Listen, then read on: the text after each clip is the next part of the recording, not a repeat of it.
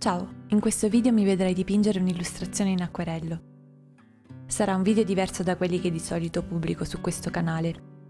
Ho voluto provare ad aggiungere la mia voce oltre ai sottotitoli, per provare a fare qualcosa di diverso. Questa settimana ho realizzato delle illustrazioni a tema creature marine, e in questo video mi vedrai dipingere in acquerello il secondo elemento di questa serie. Utilizzerò degli acquerelli professionali Winsor & Newton. Avevo già realizzato delle prove per questa serie e tra tutti questi che ho realizzato mi piaceva solo il pesciolino rosso.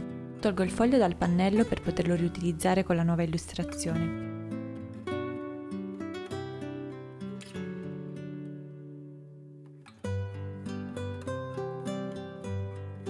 Sono molto attenta quando devo rifinire le linee matita. In passato ero più pigra, ma negli ultimi mesi ho capito l'importanza di questo passaggio.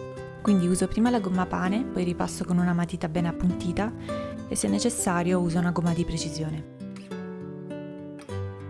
Inizio col del rosa di Madder e del giallo di Napoli.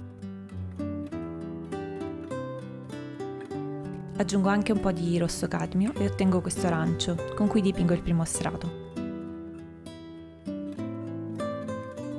Faccio attenzione a spostare la gocciolina d'acqua. Faccio ancora degli errori a volte e trascino il colore perché ho fretta di finire.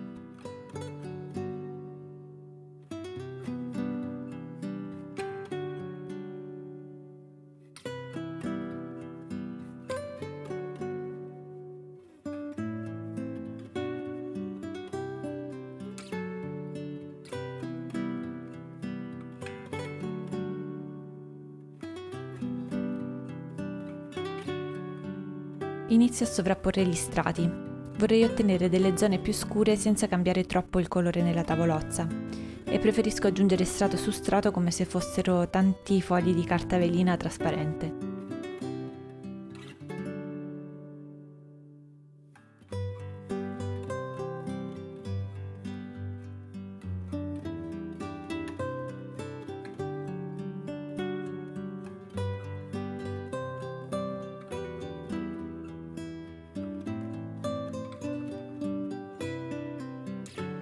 Con questo pennello molto sottile traccio dei segni molto precisi nelle parti più esterne, per dare tridimensionalità e in generale dove voglio che si veda dell'ombra. Non ho usato un'immagine di riferimento, quindi devo lavorare con un po' di logica. Non uso il nero per l'occhio, uso un blu ftalo miscelato ad una tinta neutra. Di solito evito di usare il nero in questo genere di illustrazioni.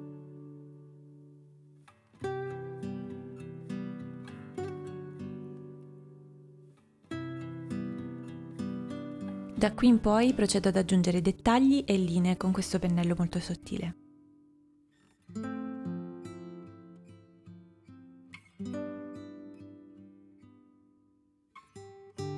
Come ho fatto sull'altro pesce, voglio che anche qui ci siano delle decorazioni, quindi traccio dei rettangolini e poi li intensifico con il colore meno diluito.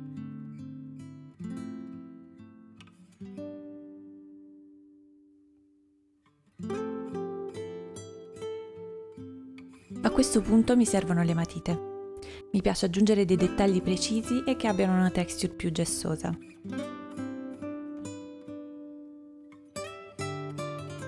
Ho scelto questa matita turchese e una bianca che ormai sta per finire.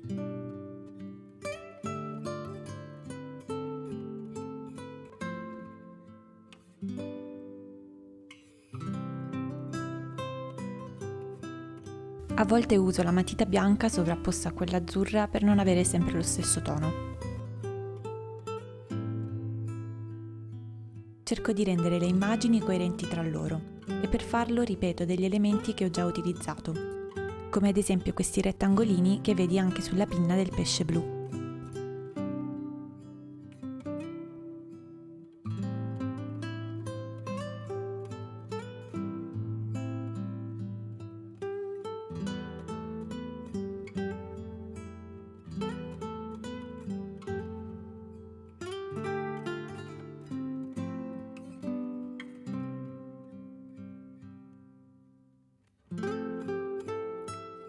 Di solito quando vedo che si sta creando un po' di disordine o che non ho le idee chiare, stacco un attimo gli occhi dal foglio e poi ci ritorno su.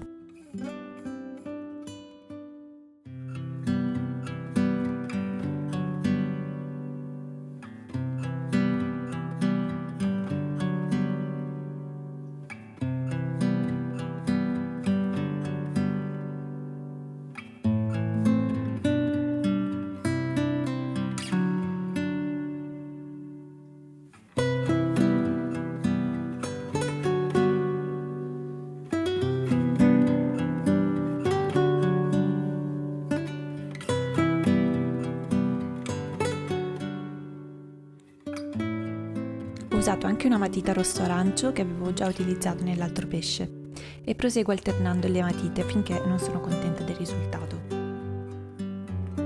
Trovo molto carino aggiungere la guancia rossa.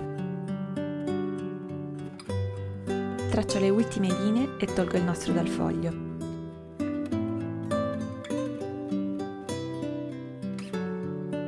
Come al solito, guardando il foglio dopo qualche minuto, voglio sempre aggiungere qualcosa.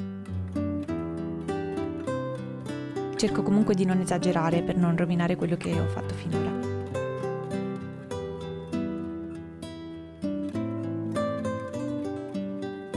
Grazie per aver visto il video fin qui. Puoi iscriverti al canale per supportarmi e mettere like se il video ti è piaciuto. Ciao!